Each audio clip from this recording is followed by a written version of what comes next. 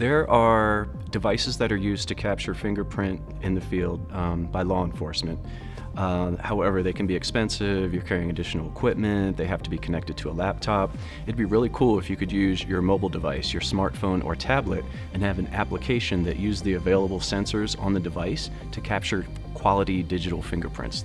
So the Public Safety Communications Research Program here at NIST developed an Open Innovation Prize Challenge model to allow us to interact with innovators across industry, academia, that have an interest in helping public safety. The mFIT challenge stands for Mobile Fingerprinting Innovation Technology. The goal of the challenge is to improve the capability on mobile applications on smartphones or tablets to collect quality digital fingerprint images by using the available sensors on a smartphone or tablet.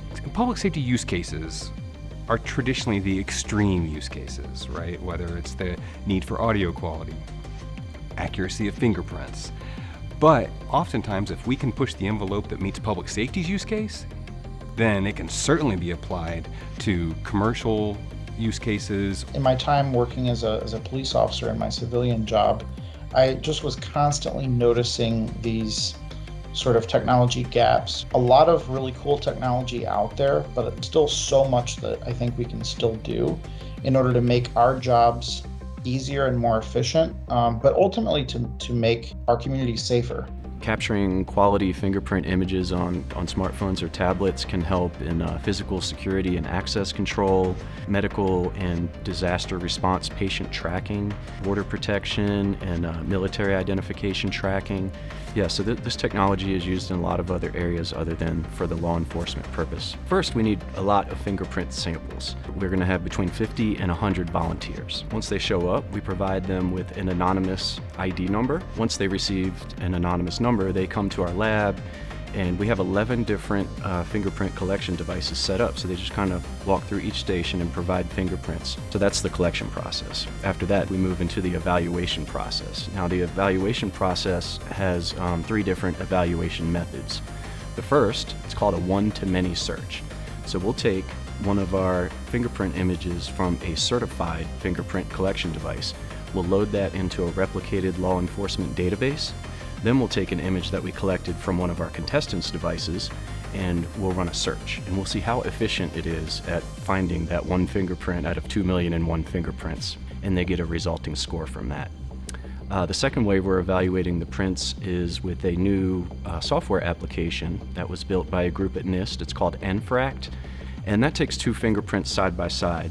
And it evaluates how well the prototype matches against the fingerprint image from a certified device. Now, the third thing we do is we have some hands-on reviewers actually use each device and become familiar with them, and then they will score them on innovation, feasibility, and ease of use. All those scores are combined for the ultimate final score.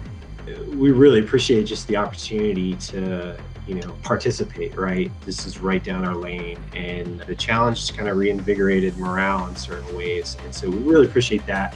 And, continue these relationships with some of these folks at NIST, of course, the FBI as well. This is an ongoing process, and we plan to be there for the long run and with every step. So this was a great opportunity to kind of interact with people that probably will continue to do so. The competition has really given the team a forum to really show people what we can do.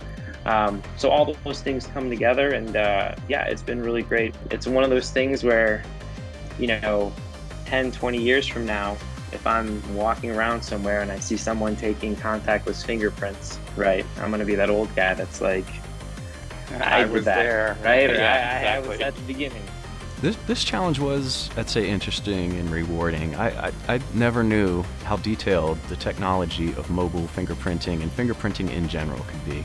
And I've learned so much through this process. We've been working on this for over 18 months, and man, I've done all the research I can possibly do, and I've met people that are just really, really just incredibly smart in these topics. And yeah, I've learned a lot. It was eye-opening, and it was a rewarding experience.